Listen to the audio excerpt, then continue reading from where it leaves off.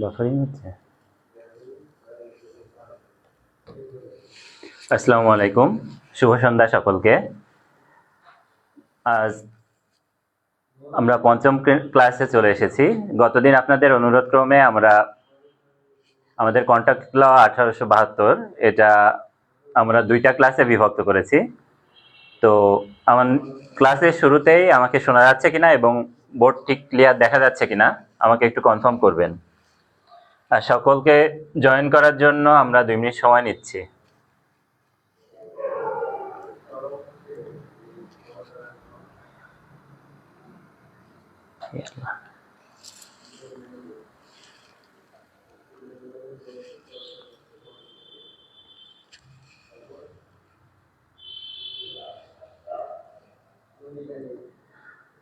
আমরা যারা জয়েন করতেছি আমরা একটু কমেন্টসের মাধ্যমে জানাবো যে আমাদের ক্লাসটা ক্লিয়ার আছে কিনা এবং আমাকে ক্লিয়ারলি শোনা যাচ্ছে কিনা।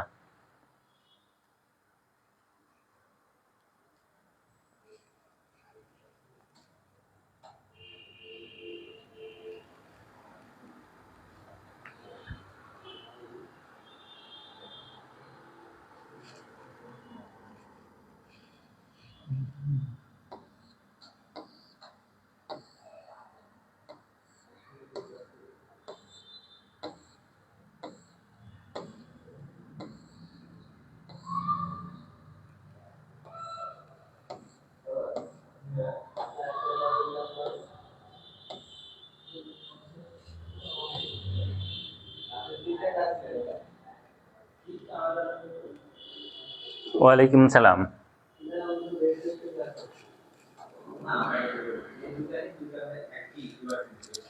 ধন্যবাদ আফরোজা। আচ্ছা, আমরা আজকে ক্লাস শুরু করব চুক্তিভঙ্গের প্রতিকার থেকে। আর ইতিপূর্বে আপনারা যে কয়েকটা টপিক দেখেছেন এই টপিকগুলো আমরা যদি ক্লাস শেষে আলোচনা করি তাহলে মনে হয় বেটার হয়। এজন্য আমরা চুক্তিভঙ্গের প্রতিকার থেকে আজকের ক্লাস শুরু করি।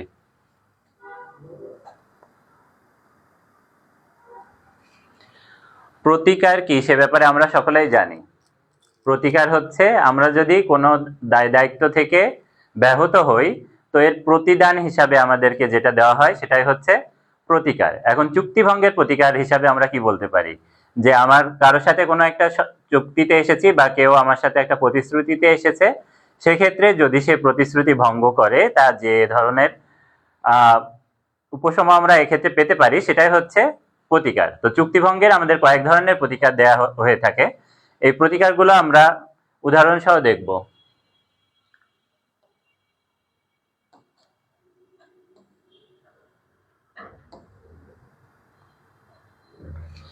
প্রতিকারের প্রথমেই বলা হয়েছে ক্ষতিপূরণ বা খেসারত, অর্থাৎ যে কোনো চুক্তি ভঙ্গ হলে আমরা কি ধরনের ক্ষতিপূরণ বা খেসারত পেতে পারি। তো এই ক্ষতিপূরণ বা খেসারত আবার কয়েক শ্রেণীর হয়ে থাকে। যেমন দেখুন, আমাদের নামে মাত্র খেসারত বলে একটা পয়েন্টে উল্লেখ করা হয়েছে।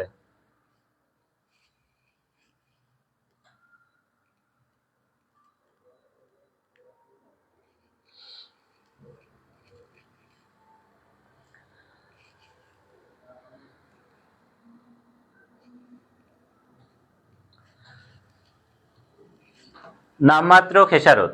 তো নামমাত্র খেসারত বলতে আমরা কি বুঝি? নামমাত্র বলতে আমরা সকলেই কিন্তু বুঝি একটা বাংলা ওয়ার্ড যেটা নামমাত্র, অর্থাৎ যেটা সেভাবে কোনো কিছুই না। এটা কেমন হতে পারে, যে একজন ব্যক্তিকে তার ক্ষতিপূরণ হিসাবে এমন একটা খেসারত দেওয়া হচ্ছে যেটা সাধারণত ওই ব্যক্তির জন্য জাস্ট সম্মানী হিসাবে বলা যেতে পারে। তবে এই খেসারত সবসময় খেসারত বলে যে ক্ষতিপূরণ হবে এমনটা না। এটা হতে পারে কোনো প্রতিদান বা হতে পারে কোনো উপঢৌকন। যেমন একজন পিতা যদি তার পুত্রকে কোনো সম্পত্তি দান করে, সেক্ষেত্রে সেটা গিফটের, আমরা জানি যে গিফটের জন্য আলাদা আলাদা কাগজপত্র লাগে এবং যদি তাকে বিক্রয় চুক্তির ক্ষেত্রে আলাদা কাগজপত্র লাগে। এবং এই গিফট হচ্ছে, গিফট বা দান যদি করা হয়, দান কিন্তু আবার যে কোনো সময় কি সেটা আবার পরবর্তীতে নিয়ে নেওয়া যায়। যে আমি আপনাকে একটা জিনিস দান করেছি, আবার বললাম যে এই সম্পত্তিটা এই না এইভাবে আমি আপনাকে দিচ্ছি না, তো এটা আমাকে ফেরত দেন, তো ফেরত নেওয়া যায়। কিন্তু বিক্রয় হয়ে গেলে সেটা ফেরত নেওয়া যায় না।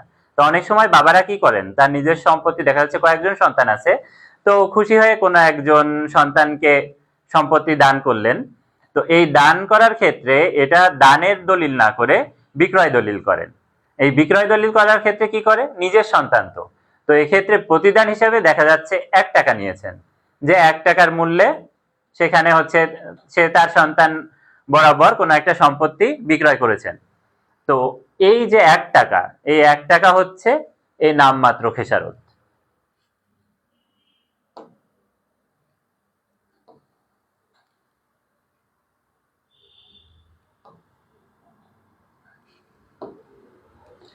আমরা নেক্সট দেখি, নেক্সট হচ্ছে পূর্ব নির্ধারিত খেসারত।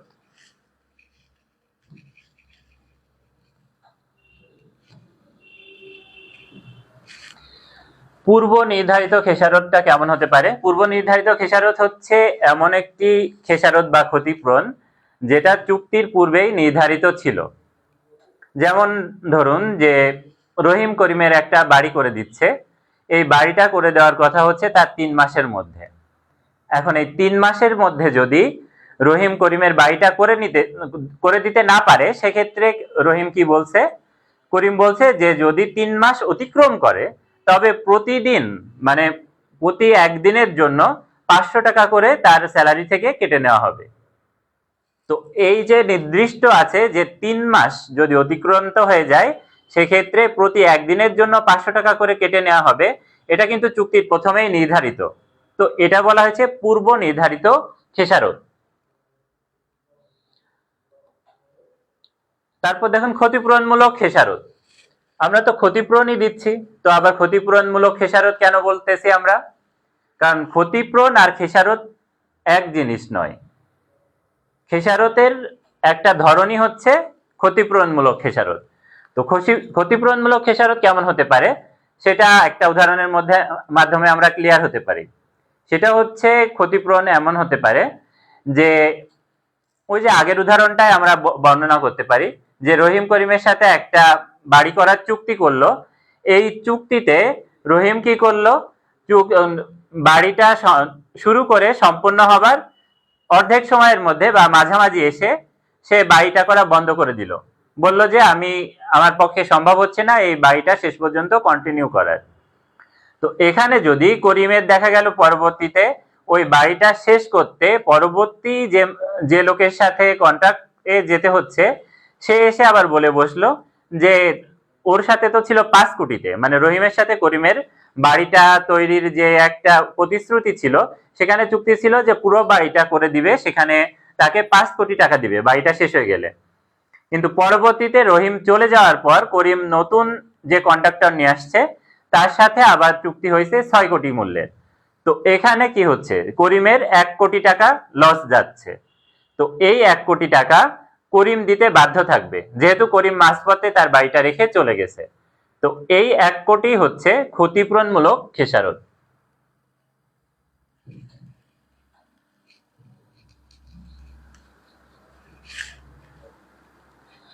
এখন আসুন শিক্ষণীয় বা শাস্তিমূলক খেসারত কাকে বলে।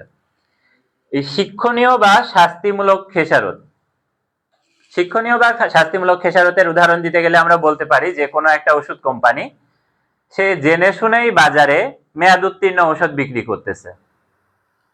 তো এক্ষেত্রে আমরা যদি তার মেয়াদ উত্তীর্ণ ঔষধ বিক্রি করার ফলে এই ঔষধ যারা গ্রহণ করছে, এই গ্রহীতারা যদি অসুস্থ হয় বা অন্য কোনোভাবে ক্ষতিগ্রস্ত হয়, সেক্ষেত্রে আমরা যদি ক্ষতিপূরণ নির্ধারণ করি, তাদের ক্ষতিপূরণ হিসাবে এমনিতে সমমূল্যের ক্ষতিপূরণ নির্ধারণ করি, যে তারা যে পরিমাণ ক্ষতিগ্রস্ত হয়েছে ওই পরিমাণ টাকা দিব, বা তাদের চিকিৎসার্থে যে পরিমাণ টাকা গেছে ওটা আমরা দিয়ে দিব, তবে সেটা কিন্তু হবে ক্ষতিপূরণমূলক খেসারত। কিন্তু আমরা যে পরিমাণ টাকা এই ডেট এক্সপায়ার ওষুধ খাওয়ার জন্য আমাদের ব্যয় হয়েছে চিকিৎসার্থে, এই টাকাটা আমরা যদি কি করি, এটা থেকে অধিক একটা টাকা আমরা নির্ধারণ করি ক্ষতিপূরণ হিসাবে, যে এই টাকাটা যাবে ওই কোম্পানিকে শিক্ষা দেওয়ার জন্য, যে যাতে এই কোম্পানি পরবর্তীতে ডেট এক্সপায়ার ওষুধ বাজারে না ছাড়ে। তো দেখা যাচ্ছে আমাদের ডেট এক্সপায়ার ওষুধ খাবার জন্য আমাদের যেই চিকিৎসা খরচ ওটা গেছিল 5 কোটি। আর আমরা পরবর্তীতে শিক্ষা দেওয়ার জন্য, ওই কোম্পানিকে শিক্ষা দেওয়ার জন্য আমরা সাথে 3 কোটি অতিরিক্ত ক্ষতিপূরণমূলক শিক্ষণীয় খেসারত নির্ধারণ করলাম। তো এটা হচ্ছিল, প্রথমটা ছিল ক্ষতিপূরণমূলক, যেটা আমাদের আসলেই ক্ষতি হয়েছে। আর যেটা অতিরিক্ত দেওয়া হলো এটা হচ্ছে ওই কোম্পানিকে শিক্ষা দেওয়ার জন্য। তো এটাকে বলা হবে শিক্ষণীয় ক্ষতিপূরণ।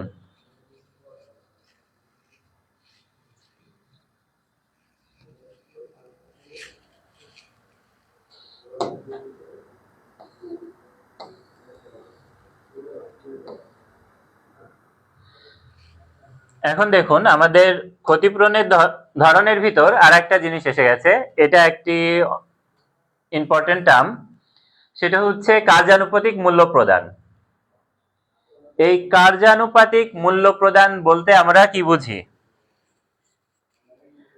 কার্যানুপাতিক মূল্য প্রদান বলতে আমরা বুঝবো যে কাজ অনুযায়ী যে মূল্য প্রদান করা হয়ে থাকে। কার্যানুপাতিক মূল্য প্রদান, এটাকে আমরা ভাঙলে পাবো কি? কার্যানুপাতিক মূল্য প্রদান, কার্যানুপাতিক, কাজ অনুযায়ী মানে কাজ অনুপাতে যে মূল্য প্রদান করা হয় সেটাই হচ্ছে কার্যানুপাতিক মূল্য প্রদান। তো এই কার্যানুপাতিক মূল্য প্রদান আমরা সাধারণত আইনে 3 ভাবে দিয়ে থাকি।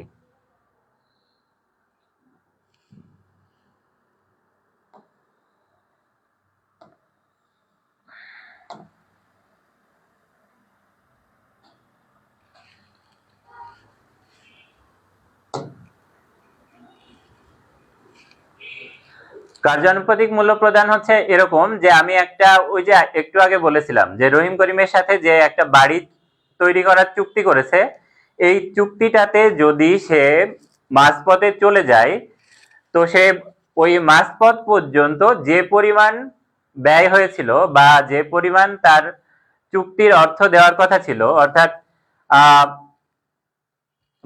মাঝপথ পর্যন্ত সে বাড়ি করতে যে পরিমাণ খরচ খরচা হয়েছিল ওই অনুযায়ী আমরা অর্ধেক চুক্তির টাকা দিতে পারি। এক্ষেত্রে আমরা বলবো যে কার্যানুপাতিক মূল্য তার কত ছিল, যদি 5 কোটি টাকার তার সাথে চুক্তি হয়ে থাকে, যেহেতু সে মাঝপথে গেছে বা 1.5 মাস কাজ করেছে, সেক্ষেত্রে আমরা তার টাকা দিব কত? 2.5 কোটি। এটাই হচ্ছে কার্যানুপাতিক মূল্য প্রদান। আর দ্বিতীয়ত দেখেন নির্দিষ্ট কার্যপালন। চুক্তির নির্দিষ্ট কার্যপালন বলতে কি বোঝানো হয়েছে? যে আপনার সাথে আমার একটা চুক্তি হয়েছে, এই চুক্তিটা আমি যদি ওই সময়তে পারফর্ম না করি বা আমার চুক্তি অনুযায়ী কাজ না করি, তো সেক্ষেত্রে কোর্ট কি করতে পারে? কোর্ট আমাকে ফোর্স করতে পারে যে ওই চুক্তি অনুযায়ী কাজটা সম্পাদন করার জন্য। তবে এটা বিভিন্ন ক্ষেত্রে হতে পারে, যেখানে দেখা যায় কোর্ট কোন সময় আমাদের নির্দিষ্ট কার্য পালনের জন্য বাধ্য করবে। সেটা হচ্ছে যে সকল ক্ষেত্রে অর্থ দ্বারা পর্যাপ্ত ক্ষতিপূরণ পাওয়া সম্ভব না, অর্থাৎ কাজের ধরনটা এরকম যে আমি যদি কাজটা না করি তাহলে যে ক্ষতি হবে অপর পক্ষের, এই ক্ষতিপূরণটা অর্থের মাধ্যমে দেওয়া সম্ভব না। সেটা কেমন হতে পারে? হতে পারে দেখা যাচ্ছে যে একজন মৃত চিত্রশিল্পী, তার আঁকা একটা পেইন্টিং আছে আমার কাছে। তো আপনার সাথে আমার চুক্তি হলো যে ওই 5 কোটি বা 7 কোটি টাকার বিনিময়ে আমি আপনাকে ওই পেইন্টিংটা আপনার কাছে বিক্রি করব। কিছুদিন পর এই পেইন্টিংটার কথা এই জন্য বললাম যে যেহেতু ওই ব্যক্তি বা ওই চিত্রশিল্পী অলরেডি মারা গেছে, এই পেইন্টিং কিন্তু একটা অমূল্য সম্পদ হিসাবে ধরা হবে, কারণ যেহেতু ওই চিত্রকার আর বেঁচে নেই। আর একটা ছবি অঙ্কন এটা একজন চিত্রশিল্পীর ইন্টেলেক্টের উপর নির্ভর করে। তো উনি ছাড়া কিন্তু ওই ছবির আর দ্বিতীয় কপি পাওয়া যাচ্ছে না। তো ওই মূল কপি আমি যখন দিতে চেয়ে আর দিচ্ছি না, তো এটা কিন্তু আমার জন্য একটা বড় ধরনের ক্ষতি। আর যেহেতু ওই টাকা দিয়ে আমি ওই একই ছবি আর পাবো না। তো এক্ষেত্রে আদালত বাধ্য করবে আমাকে যে যেন আমি এই কপিটা আপনাকে দিয়ে দিই। এজন্য বলা হয়েছে যে চুক্তি সুনির্দিষ্ট কার্যপালন, সুনির্দিষ্ট কার্যপালন করা হবে, যে ক্ষেত্রে টাকা দিয়ে ওই নির্দিষ্ট জিনিস আর পাওয়া না যায়, সেক্ষেত্রে আদালত কি ক্ষতিপূরণ বা ওই টাকা ব্যাক দিতে বলবে না। আদালত বলবে যে তোমার সাথে যে কাজ করার জন্য চুক্তি হয়েছে তোমাকে সেই কাজ সম্পাদন করতে হবে।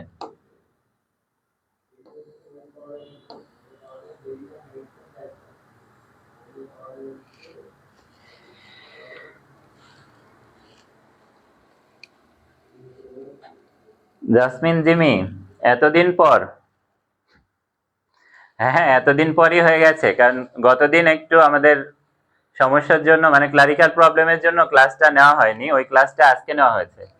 আর এমনিতে কিন্তু আপনাদের ক্লাস হবে রবি, মঙ্গল, বৃহস্পতি। গতদিনও অনেকে জিজ্ঞাসা করেছিলেন যে ক্লাসটা কি বার হবে, এটা নিয়ে সবাই কনফিউশনে থাকে। আমাদের ক্লাস হবে হচ্ছে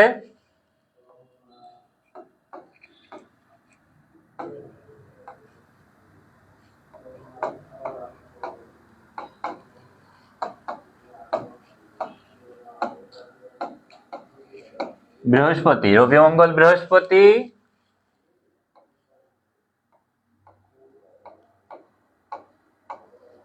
রাত 10টায়।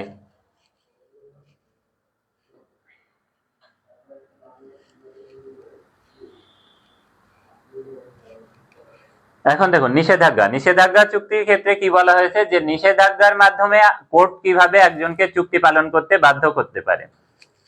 নিষেধাজ্ঞা বলতে এখানে বোঝানো হয়েছে যে কোর্ট যে কোনো কাজে নিষেধ করে বা কোনো কাজ করা থেকে বিরত রেখে কিভাবে একজন ব্যক্তিকে চুক্তি পালন করতে বাধ্য করতে পারে। তো এক্ষেত্রে আমরা উদাহরণ দিতে পারি যে রহিম, ধরুন রহিম করিমের সাথে একটা, মানে পাশাপাশি দোকান, রহিম আর করিমের দোকান হচ্ছে পাশাপাশি। তো রহিম করিমের সাথে একটা চুক্তিতে এসেছে যে তুমি আমাকে 2 কোটি টাকা দিবে, তার বিনিময়ে আমি তোমার পাশাপাশি যেহেতু দোকান আমাদের, তো একই ধরনের ব্যবসা আমি পরিচালনা করব না, তাতে আমাদের উভয়ই লাভবান হব। যে তুমি যে ধরনের পণ্য নিয়ে ব্যবসা করতেছো, আমি যেহেতু তোমার পাশের দোকানটি ভাড়া নিয়েছি, তো আমি এই পাশের দোকানে একই ধরনের পণ্য ওঠাবো না। কিন্তু পরবর্তীতে দেখা গেল যে কি, করিম ওই 5 কোটি টাকা নিয়ে নেওয়ার পর 2 দিন পরে একই ধরনের পণ্য নিয়ে সে বাজারে নেমেছে এবং পাশাপাশি দোকানে সে একই বিজনেস করতেছে। এক্ষেত্রে রহিম যদি গিয়ে করিমের বিরুদ্ধে আদালতে কোনো মামলা করে, সেখানে কোর্ট নিষেধাজ্ঞা জারি করবে করিমের উপর, যে যেহেতু সে, তার চুক্তি ছিল আগে থেকে যে সে একই ধরনের পণ্য নিয়ে মামলা মানে ব্যবসা করবে না। তো এক্ষেত্রে কোর্ট করিমকে ওই একই ধরনের মালামাল নিয়ে ব্যবসা করতে বারিত করবে। এটাই হচ্ছে নিষেধাজ্ঞা।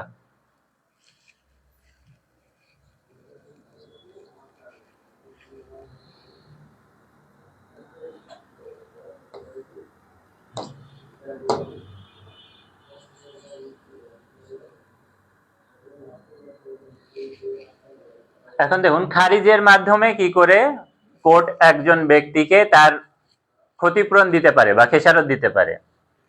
খারিজটা হচ্ছে এরকম যে একজন ব্যক্তি অপর একজন ব্যক্তির সাথে একটা চুক্তিতে গেছে, আর এই চুক্তিতে যাওয়ার পর সে দেখছে যে যে চুক্তিতে সে গেছে এটার প্রথমে যে বর্ণনা তাকে দেওয়া ছিল, মানে চুক্তি সংক্রান্ত যে তথ্য তাকে দেওয়া হয়েছিল পণ্য সম্পর্কে, এই তথ্যটা ভুল ছিল, বা তাকে কোনো ধরনের প্রলোভন দেখিয়ে চুক্তিতে মানে সম্মতি আদায় করা হয়েছে। সেক্ষেত্রে পরবর্তীতে যখন তার জ্ঞান ফিরবে যে আসলে আমি প্রলোভনে পড়ে চুক্তিতে এসেছি, বা চুক্তির বিষয়বস্তু সম্পর্কে আমার যে ধরনের তথ্য দেওয়া ছিল তথ্যটা সম্পূর্ণই ভুল, সেক্ষেত্রে আদালতে গিয়ে যদি সে কোনো ধরনের কি চায়, মানে খেসারত চায়, সেক্ষেত্রে আদালত উভয় পক্ষকে ডেকে এটা বলতে পারে যে অপর পক্ষ যে পর্যন্ত কার্য সম্পাদন করছে ওই পর্যন্তই কার্য বন্ধ থাকবে এবং বাকি টাকা কি করবে, যে পক্ষ ক্ষতিগ্রস্ত হয়েছে তাকে ব্যাক দিবে এবং ওই চুক্তি ওখানেই বন্ধ থাকবে। এটা হচ্ছে খারিজ।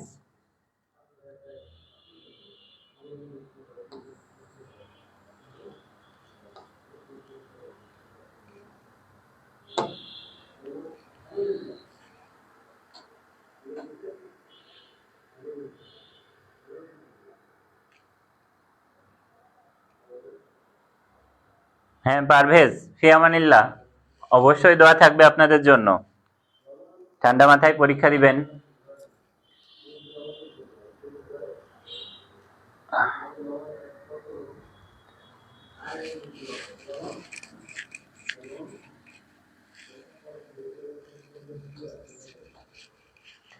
কার্যানুপাতিক মূল্য প্রদান। কার্যানুপাতিক মূল্য প্রদান আমরা একটু আগে কিন্তু পড়ে আসছি যে কার্যানুপাতিক মূল্য প্রদান কি বলা হয়েছে, যে কাজের অনুপাতে মূল্য প্রদান করা। তবে এই কার্যানুপাতিক মূল্য প্রদানের আমাদের বাংলাদেশে যে আইন মেনে চলা হয়, এছাড়া কিন্তু ব্রিটিশরা একটা ডিফারেন্ট আইন ফলো করে, যেটা হচ্ছে ইংরেজ আইনের কার্যানুপাতিক মূল্য প্রদান নামে পরিচিত। আর এটার যে সীমারেখা দেওয়া আছে এটা কিন্তু বাংলাদেশের আইনেও প্রযোজ্য হবে। এখানে সীমারেখা তিনটা দেওয়া হয়েছে। তিনটার প্রথমটা দেখুন। প্রথমটাতে বলা হয়েছে যে যে ক্ষেত্রে চুক্তির প্রকৃতি এমন হয় যে তাকে বিভিন্ন অংশে বিভক্ত করা অসম্ভব হয় এবং সম্পূর্ণ কাজের জন্য একটি নির্দিষ্ট পরিমাণ অর্থ প্রদানের প্রতিশ্রুতি থাকে, সেক্ষেত্রে আংশিক কার্য সম্পাদনের ক্ষেত্রে কার্যানুপাতিক মূল্য প্রদানের নীতি অনুযায়ী কোনো দায়ের সৃষ্টি হয় না। অর্থাৎ বলা হচ্ছে যে যে ক্ষেত্রে কোনো কাজ, আপনার সাথে আমার একটা কাজের চুক্তি হয়েছে, এই কাজটি এমন যে আগে আমরা দেখছি যে আংশিক যদি কাজ সম্পাদিত হতো, সেক্ষেত্রে ওই আংশিক কাজের আমরা কি করছি, পেমেন্ট করে দিচ্ছি, বাকি কাজ অন্য কাউকে দিয়ে করাচ্ছি। তবে কাজটা যদি এমন হয় যে এটা এক নাগাড়ে করতে হবে বা একই ব্যক্তি দ্বারা একবার শুরু হলে ওই কাজটা কোনো থামাথামি করা যাবে না, সেক্ষেত্রে যদি কোনো ব্যক্তি ওই কাজ করতে করতে মাঝপথে থেমে যায় বা মাঝপথে ওই কাজটা ছেড়ে দেয়, সেক্ষেত্রে ওই ব্যক্তি কোনো ধরনের প্রতিদান পাবে না। তো ব্রিটিশ লয়ে যে কার্যানুপাতিক মূল্য প্রদানের এই প্রথম যে সীমারেখা বা নীতিটা বলেছে, এটার উদাহরণ আমরা দিতে গেলে আমরা একটা আইনে কেসের মাধ্যমে রেফারেন্স দিতে পারি বা উদাহরণ দিতে পারি। কেসটা হচ্ছে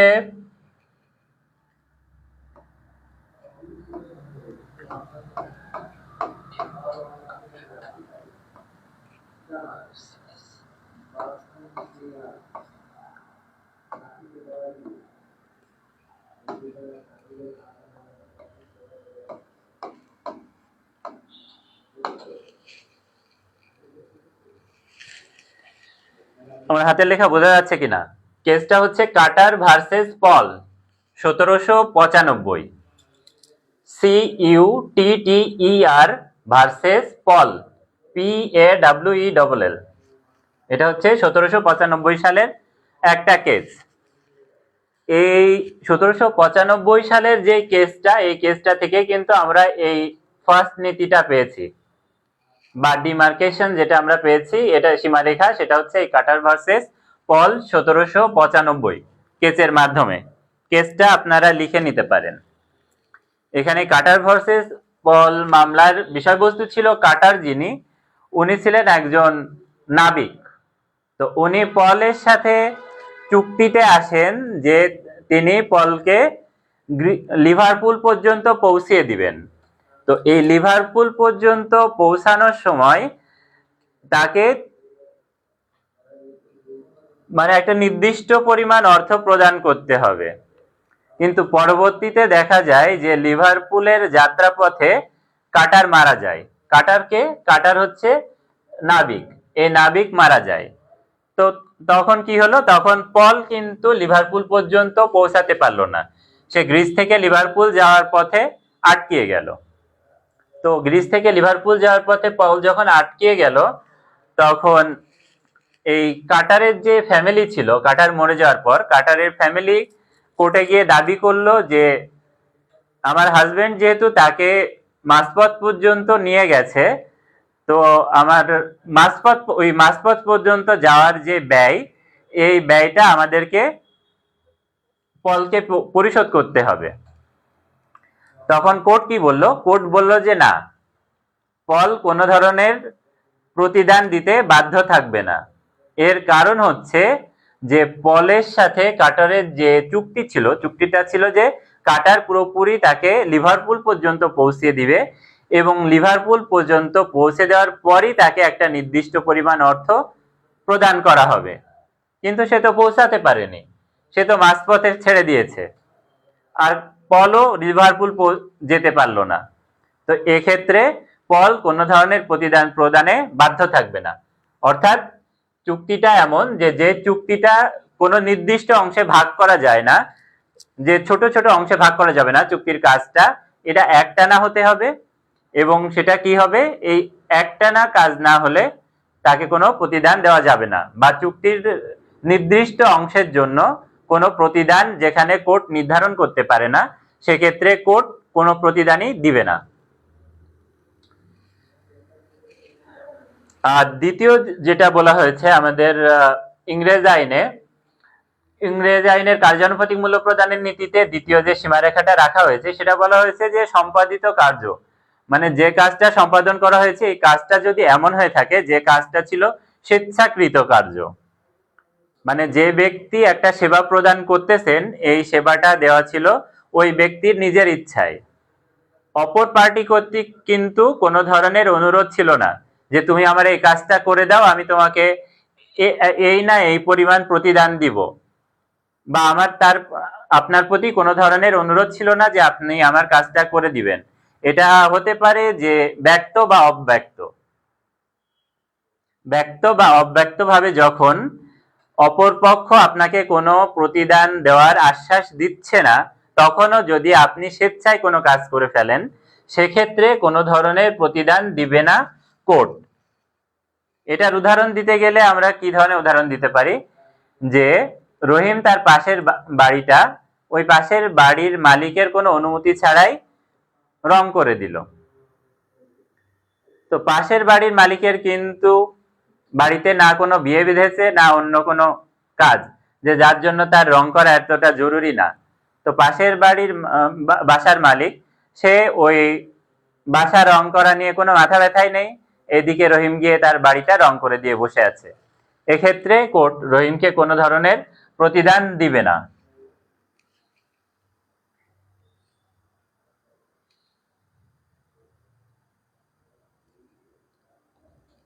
আর যেটা বলেছে, বলেছে যে যে পক্ষ চুক্তি ভঙ্গ করেছে সেই পক্ষ আংশিক কার্য সম্পাদনের জন্য কোনো অর্থ এই নীতি অনুযায়ী দাবি করতে পারবে না। অর্থাৎ আমাদের সুনির্দিষ্ট চুক্তি যেটা ছিল, যে পক্ষ, দুপক্ষের যে কোনো এক পক্ষ, যে পক্ষ এই চুক্তিটা ভঙ্গ করবে সেই পক্ষ এই চুক্তি সুনির্দিষ্ট কার্য সম্পাদনের জন্য কোনো ধরনের দাবি করতে পারবে না। তো 3 নম্বর ক্ষেত্রেও আমরা কিন্তু এই কেসটা রেফারেন্স হিসাবে দিতে পারি।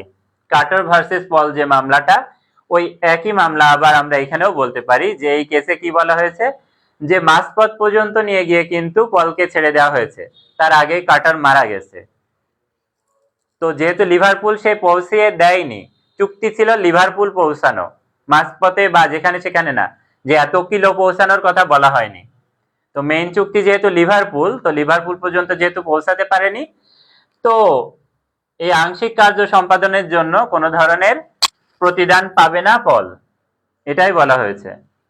তো এই 1 নাম্বার আর 3 নাম্বারে আমরা একটাই উদাহরণ ব্যবহার করতে পারবো।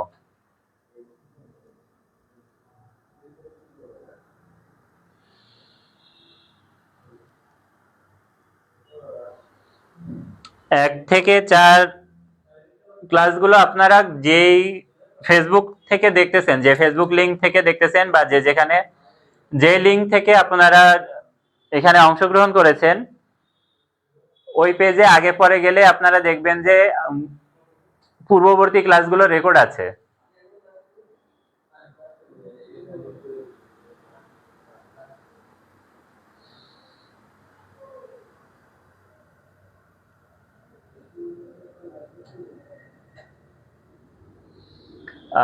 লালন, গতদিন ক্লাসের পর আসলে বৃহস্পতিবারের ক্লাসটা হয়নি আমাদের ক্লারিক্যাল একটু প্রবলেম ছিল, যার জন্য বৃহস্পতিবার ক্লাসটা হয়নি, এর জন্য আপনি লিংক পাননি।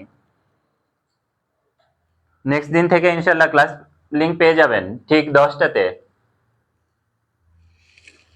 কাল রবিবারও আমাদের ক্লাস আছে রাত 10টায়।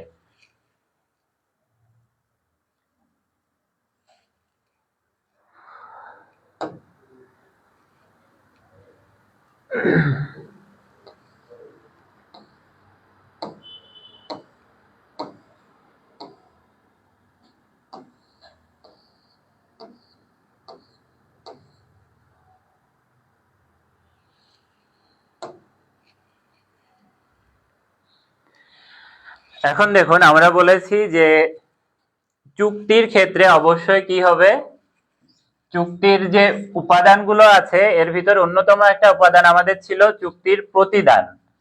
অর্থাৎ যদি দুই পার্টির ভিতর কোনো ধরনের চুক্তি হয়ে থাকে, এই চুক্তির অবশ্যই একটা নির্দিষ্ট মূল্য বা প্রতিদান থাকবে। তো এই চুক্তির প্রতিদান ছাড়া যে চুক্তি হয় না, এটা আমরা সবসময় ফার্স্ট ক্লাস থেকে বলে আসতেছি। কিন্তু চুক্তি আইনের আমরা প্রথম ক্লাস থেকেই বলে আসছি যে প্রতিদান নেই যেখানে, সেখানে কোনো ধরনের চুক্তি হবে না। তবে এই যে শেষের দিকে এসে আমরা আবার নতুন কথা বলতেছি। কি কথা বলছি? আমরা বলছি যে বিনা প্রতিদানে যে চুক্তি হয় না তার কিছু ব্যতিক্রম আছে। তো আসুন আমরা ব্যতিক্রমগুলো দেখে নিই।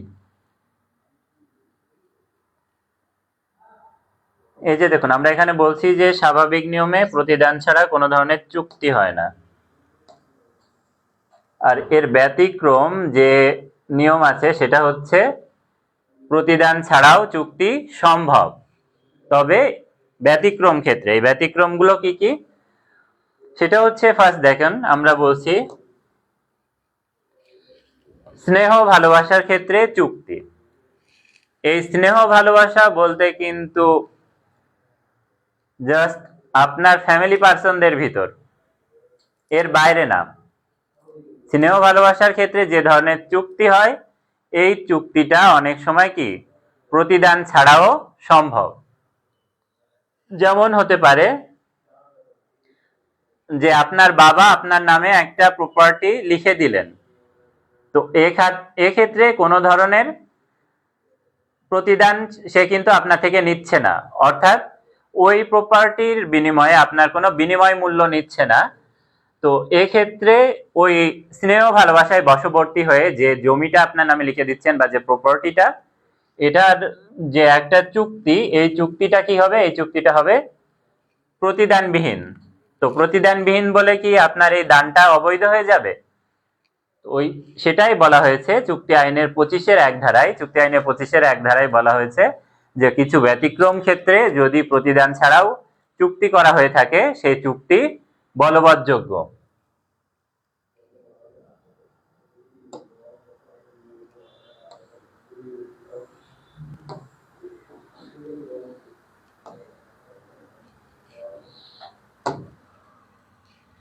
এখন দেখুন দ্বিতীয়টা, দেখুন স্বেচ্ছাকৃত কার্যের ক্ষতিপূরণের চুক্তি। আমরা একটু আগে পড়ে আসছি ইংরেজের আইনের একটা ডিমার্কেশন বা একটা সীমারেখা ছিল। সেখানে আমরা বলছি কার্যানুপাতিক মূল্যের সময় যে আমি নিজের ইচ্ছায় যদি কোনো কাজ করে থাকি অপর পার্টির কোনো ধরনের অনুরোধ বা রিকোয়েস্ট ছাড়া, সেক্ষেত্রে কিন্তু আমি ক্ষতিপূরণ পাচ্ছি না বা সেক্ষেত্রে আমি প্রতিদান হিসাবে কিছু পাচ্ছি না। আবার এখানে এসে বলেছে যে স্বেচ্ছাকৃত কার্যের ক্ষতিপূরণের চুক্তি। এখন আপনারা বলতে পারেন যে কাজ তো আমি নিজের ইচ্ছাই করেছি, আপনাকে কোনো কাজ করতে আমরা তো রিকোয়েস্ট করিনি, তো এখানে ক্ষতিপূরণ কেন দিব? তো এখানে যে একটু পার্থক্য আছে, এই পার্থক্যের বিষয়টা হলো যে কাজটা এমন হবে যে প্রথমে শুরু হয়েছে আমার নিজের ইচ্ছায়, আমি নিজের ইচ্ছায় কাজটাতে হাত দিয়েছি, কিন্তু পরবর্তীতে যে কাজটা যে মালিকের আন্ডারে হচ্ছে সে তার ব্যক্ত বা অব্যক্ত কোনো সম্মতির মাধ্যমে নিশ্চিত করেছে যে এই কাজটা যদি আমি শেষ পর্যন্ত চালিয়ে যাই বা এই কাজে হেল্প করে থাকি, তো সেক্ষেত্রে সে আমার জন্য একটা নির্দিষ্ট পরিমাণ প্রতিদান দিয়ে থাকবে। সেক্ষেত্রে বলা হয়েছে যে স্বেচ্ছাকৃত কার্যের ক্ষতিপূরণমূলক প্রতিদান। কিন্তু যদি এমনটা হতো যে আমি আমার কাজটা আমার মন মতো করে যাচ্ছি, কিন্তু ওই প্রপার্টির মালিক কোনো ধরনের আশ্বাস আমাকে দেননি, সেক্ষেত্রে কিন্তু আবার ওই যে ইংরেজ আইন অনুসারে যে আমরা ডিমার্কেশন বা সীমারেখা দেখে আসলাম, ওটা প্রযোজ্য হবে। তো এটা কেমন হতে পারে? দেখা যাচ্ছে যে এক্স ওয়াই এর বাড়িতে, মানে ওয়াই এর বাড়িতে তার ঘর মেরামতের কাজ চলতেছে। এক্স হচ্ছে ওয়াই এর ফ্রেন্ড, তো সে নিজে নিজেই গিয়ে তার ওই ঘর মেরামতের কাজে হাত দিয়েছে। তো পরবর্তীতে এক্স ওয়াই এর কিন্তু আরো লোকবল লাগতো। তো সেক্ষেত্রে ওয়াই যদি এক্স কে বলে যে কাজে যখন হাত দিয়ে ফেলছিস বন্ধু, তো শেষ পর্যন্ত যদি কাজটা শেষ করে যাস, তো আমি তোকে প্রতিদিন 500 টাকা করে মজুরি দিব। তো এক্ষেত্রে দেখুন, প্রথমে কিন্তু ওয়াই এক্স কে প্রস্তাব দেয়নি কাজটা করার জন্য, এক্স নিজে থেকে করতেছিল। আর পরবর্তীতে গিয়ে ওয়াই বলতেছে যে যদি শেষ পর্যন্ত কাজে থাকিস, তো পার ডে তোকে আমি 500 করে টাকা দিব। এখন এই কাজ শেষ হয়ে যাওয়ার পর যদি ওই দিন অনুযায়ী তাকে 500 করে হিসাব করে যে টাকা হয় সেটা না দেয়, তো তখন আদালত তাকে বাধ্য করতে পারে ওই টাকাটা পরিশোধের জন্য। এইটাকে আমরা বলবো স্বেচ্ছাকৃত কার্যের ক্ষতিপূরণের চুক্তি।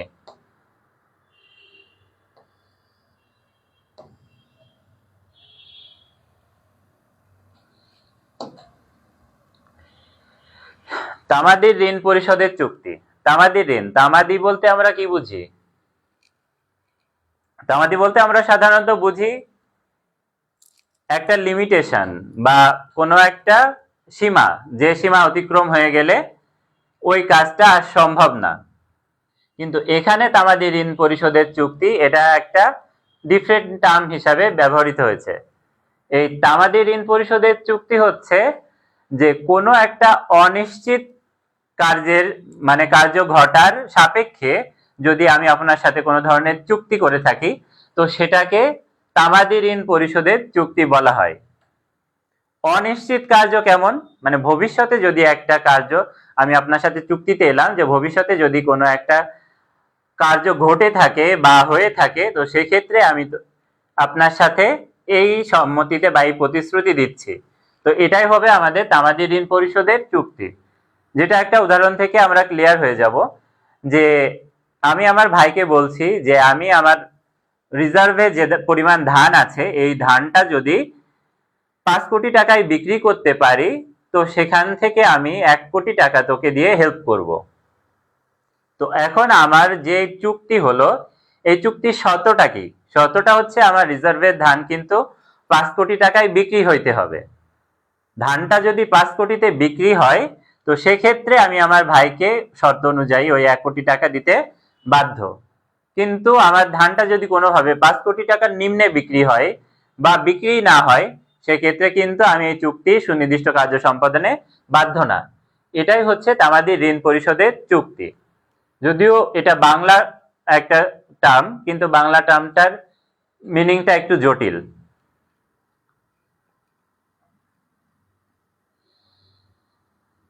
এখন দেখুন, বলেছে সম্পাদিত দান। সম্পাদিত দান, আমরা সম্পাদন বলতে কি বুঝি? সম্পাদন হচ্ছে কোনো একটা প্রপার্টি যখন ক্রয় বিক্রয় হয়, তখনও কিন্তু আমরা বলি যে এর যে ডকুমেন্টটা, এই ডকুমেন্টটা সম্পাদিত হয়েছে। সম্পাদিত হয় কখন? যখন ডকুমেন্টটা লেখালেখির পর উভয় পক্ষ কর্তৃক সিগনেচার করা হয় বা সাইন করা হয়ে যায়, তখন সেটা আমরা বলি সম্পাদিত হয়েছে। আবার যখন কোনো প্রতিশ্রুতি বা চুক্তির কার্য এমন হয় যে যেটা কোনো লেখালেখির বিষয়বস্তু না, সেটা হচ্ছে আমরা একটা প্রপার্টি নিয়ে যদি কোনো ধরনের চুক্তি হয় আপনার আমার মধ্যে, এবং প্রপার্টিটা এমন হয় যে সেটা হ্যান্ড ওভার করলেই আমাদের কি হচ্ছে, হ্যান্ড ওভার বা হাত বদল করলেই আমাদের চুক্তি সম্পাদন হয়ে যাচ্ছে, তো তখন আমরা বলবো ওটা চুক্তি সম্পাদনের। তো সম্পাদিত দান হচ্ছে এমন একটা সহজ উদাহরণ আমরা দিতে পারি যে আপনি আপনার বয়ফ্রেন্ডকে কি দিলেন, একটা আইফোন 17 ম্যাক্স প্রো দিয়ে দিলেন। তো বার্থডে আছে, বার্থডের দিন আপনি কি করছেন, তাকে সারপ্রাইজ দিতে হাতে হাতে আইফোন 17 প্রো ম্যাক্স দিয়ে দিয়েছেন, তো আপনিও দিয়েছেন, আপনার বয়ফ্রেন্ডও খুশি হয়ে নিয়ে নিয়েছে। তো যখনই মাত্র এই আপনার বয়ফ্রেন্ড এই ফোনটা সে গ্রহণ করতেছে, তখনই আমরা বলবো যে দানটি কি সম্পাদিত হয়ে গেছে। তো এটাই হচ্ছে সম্পাদিত দান। আবার সম্পাদিত দানের আরেকটা উদাহরণ আমরা বলতে পারি, সেটা হচ্ছে কি যে ওই পূর্বের উদাহরণ আমরা টেনে নিয়ে আসতে পারি যে একজন পিতা তার সন্তানকে একটা প্রপার্টি দিল, কিন্তু প্রপার্টি যে শুধু দখল দিয়ে দিল, এটার ক্ষেত্রে কিন্তু আবার সম্পাদিত দান হবে না, কারণ এটা কিন্তু কি ইমুভেবল প্রপার্টি, এটা সরানড়া করা যায় না বা হাতে তুলে দেওয়া যায় না।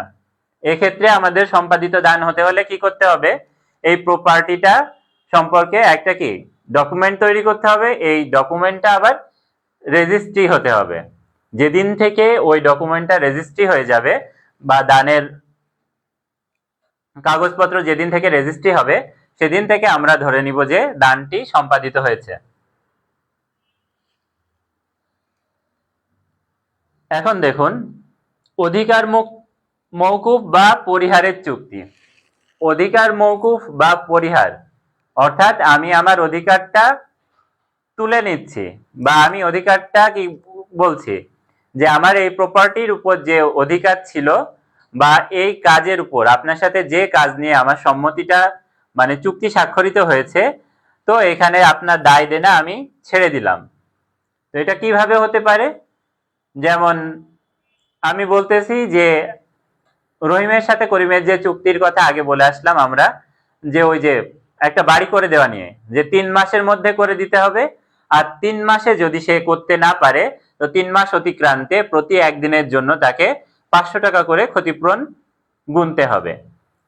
কিন্তু সেটা না করে করিম যদি বলে যে না, আবহাওয়া প্রতিকূল ছিল যার জন্য সে এই বাড়িটা করতে পারেনি, তো বাড়ির যে মালিক আর কি মানে করিমের হয়ে কিন্তু রহিম এই বাড়িটা তৈরি করতেছে, তো করিম নিজেই যদি আগে থেকে বলে যে সমস্যা নাই, 3 মাস পরে হলেও আমার কোনো অসুবিধা হচ্ছে না, তোমরা কাজ করতে থাকো, তো এক্ষেত্রে করিম কিন্তু তার ওই দায়টা কি করলো, মওকুফ করে দিল, যে তোমার ওই 500 টাকা অতিরিক্ত 500 টাকা গুনতে হবে না, তুমি 3 মাস পরেও আমার বাসাটা রেডি করে দিলে আমার হচ্ছে। তো এক্ষেত্রে বলা হয়েছে যে অধিকার মওকুফ বা পরিহার। এটা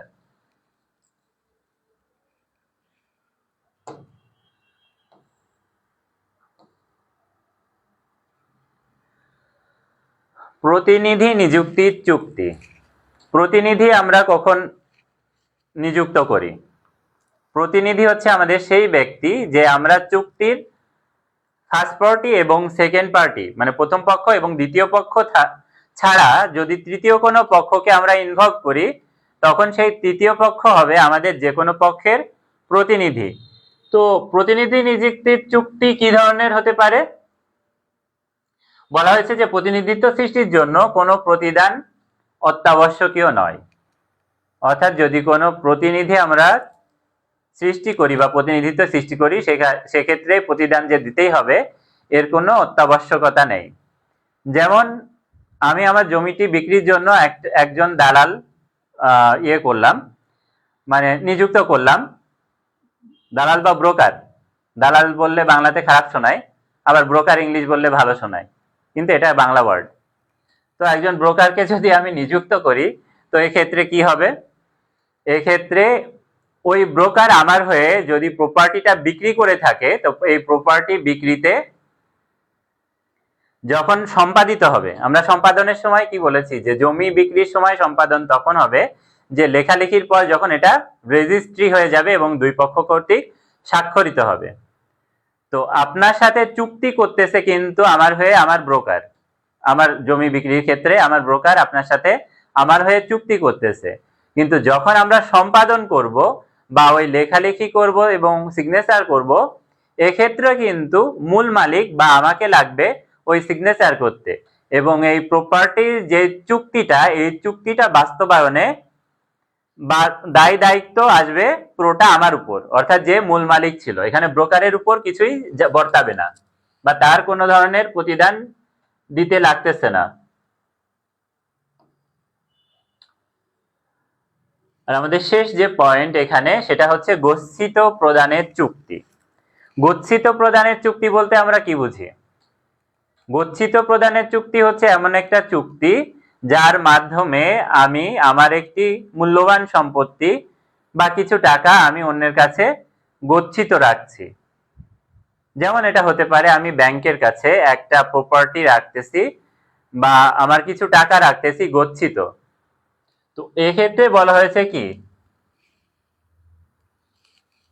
এটা কোনো দাতা এবং গ্রহীতার মধ্যে কোনো ধরনের সম্মতি ছাড়াই চুক্তি সম্পাদিত হতে পারে। আবার অর্থ প্রদানের প্রতিশ্রুতিও থাকতে পারে। যেমন ব্যাংক, আমরা ব্যাংকে যখন কোনো প্রপার্টি গচ্ছিত রাখি বা কোনো টাকা গচ্ছিত রাখি, সেক্ষেত্রে ব্যাংকের সাথে আমার কিন্তু অন্য ধরনের কোনো লেনদেন হচ্ছে না, বা ব্যাংক ওই টাকার বিনিময়ে আমাকে কিন্তু কোনো প্রতিদান দিচ্ছে না। আমি ব্যাংকে ঠিক যে পরিমাণ টাকাই রাখতেছি, ঠিক ওই পরিমাণ টাকাই ব্যাংক টেক কেয়ার করবে এবং দিন শেষে ব্যাংক ওই টাকাটা আমাকে বুঝিয়ে দিবে। এটাই হচ্ছে ব্যাংকের সাথে আমার চুক্তি। এখানে কিন্তু অন্য কোনো প্রতিদান নেই। তো এটা হচ্ছে গচ্ছিত প্রদানের চুক্তি।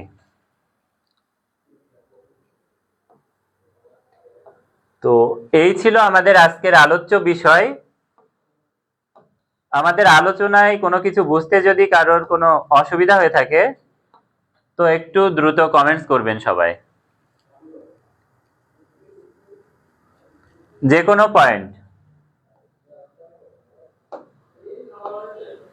পয়েন্টগুলো আমি আরেকবার দেখাই আপনাদের।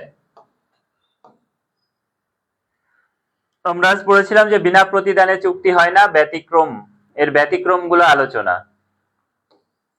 আর একটা ইম্পর্টেন্ট পয়েন্ট ছিল আমাদের ইংরেজ আইনের কার্যানুপাতিক মূল্য প্রদানের নীতির সীমারেখা। এখানে 3টি সীমারেখা আমরা বর্ণনা করেছিলাম।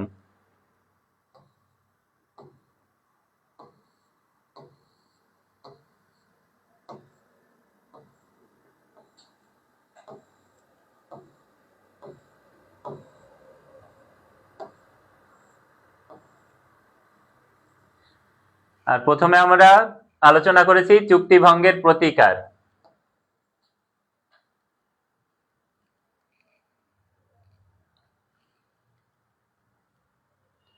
তো যাই হোক, আমাদের ক্লাসটা যে পর্যন্তই। আর এটা আমাদের শিডিউল ক্লাস ছিল না, গত দিনের ক্লাসটা হয়নি, সেটার জন্য এটা নেওয়া হয়েছে। আগামীকাল আপনাদের ক্লাস থাকবে ঠিক রাত 10টায়। সে পর্যন্ত জাসমিন জিমি বলেছেন যে কোশ্চেন নোট করবেন কিনা। কোশ্চেন গুলা নোট করে ফেললেই ভালো হয়।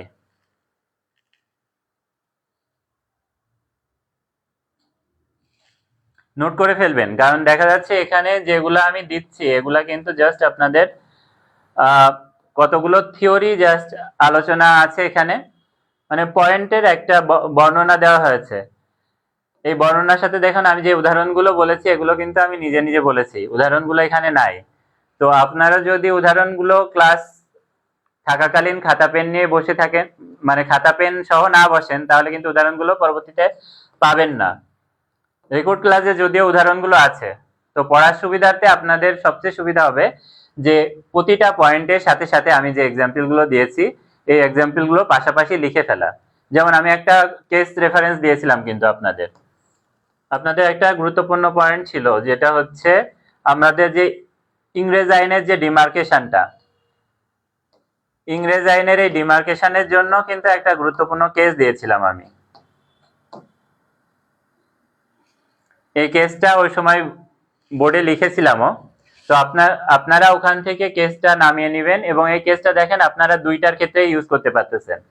1 নম্বরের জন্য উদাহরণ হিসাবে ইউজ করতে পারছেন, 3 নম্বরের জন্য ইউজ করতে পারতেছেন।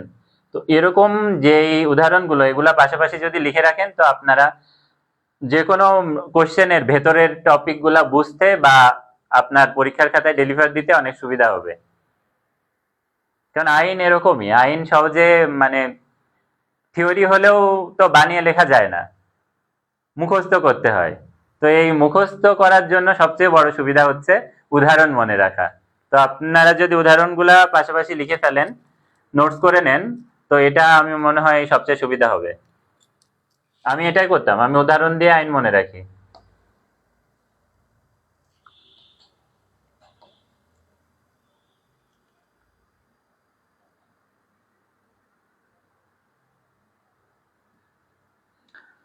ব্রিফ কোশ্চেন গুলো আপনাদের যখন এই সাবজেক্টটা শেষ হয়ে যাবে, মানে শেষের দিকে যাব আমরা, তো তখন আমরা ব্রিফ কোশ্চেন গুলা দিয়ে দিব। আর যে ব্রিফ কোশ্চেন গুলার কথা আপনারা বলতেছেন, আমরা মোটামুটি যে আলোচনা করে যাচ্ছি, আমরা কিন্তু এখনো পড়তেছি আপনাদের ফার্স্ট চ্যাপ্টার হচ্ছে কন্ট্রাক্ট ল 1872। কিন্তু কন্ট্রাক্ট ল 1872 আপনাদের এখানে শুধুমাত্র একটা চ্যাপ্টার হিসাবে দেখানো হয়েছে। মূলত এটা একটা বড় আইন। তো এই আইনটা ছোট একটা চ্যাপ্টারে যখন নিয়ে চলে আসা হয়েছে, তখন কিন্তু আমার অনেক কিছু স্কিপ করে যেতে হয়েছে। তারপরেও আমি চেষ্টা করেছি যে আপনাদের টপিকগুলো এমন ভাবে সাজাতে, যাতে করে আপনারা প্রত্যেকটা টপিক, যদি যেগুলো আমরা ক্লাস অলরেডি করে ফেলেছি এবং করতেছি, এগুলো যদি আমাদের সাথে থাকেন এবং ক্লাসগুলো নিয়মিত করেন, তো দেখবেন যে যে কোশ্চেনে আসুক, এই টপিকগুলোকেই ঘুরিয়ে ফিরিয়ে লিখলে আপনার হয়ে যাচ্ছে। এভাবে টপিকগুলো সাজানো আছে। তো এর জন্য আলাদা করে জাস্ট ওই সংক্ষিপ্ত কোশ্চেন পড়ার দরকার নাই। আপনি এগুলা পড়তে থাকলেই দেখবেন যে সংক্ষিপ্ত কোশ্চেন এর ভিতরে এসে গেছে।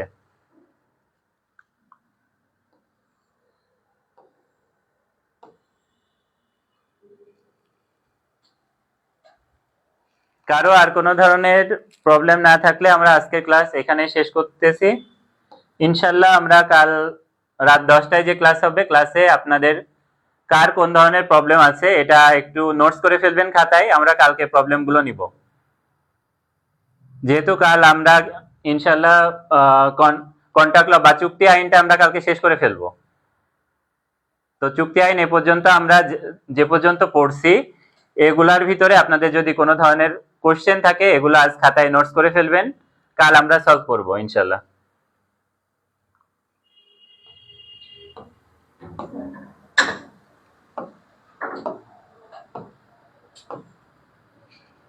আসসালামু আলাইকুম, শুভ সন্ধ্যা সবাইকে।